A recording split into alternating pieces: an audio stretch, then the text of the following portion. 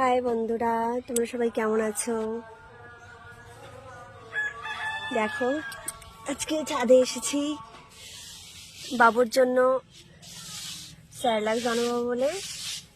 চালে ডালে খেজুরে সব রকম মিক্স করে ধুয়ে দিয়েছি। এখন এগুলো শুকিয়ে পেস্ট করলেই হয়ে যাবে।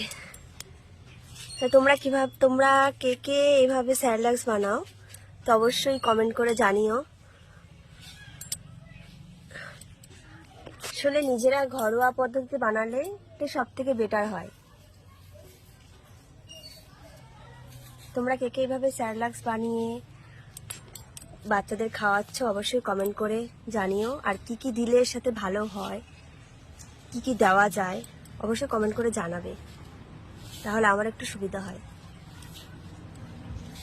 টাটা।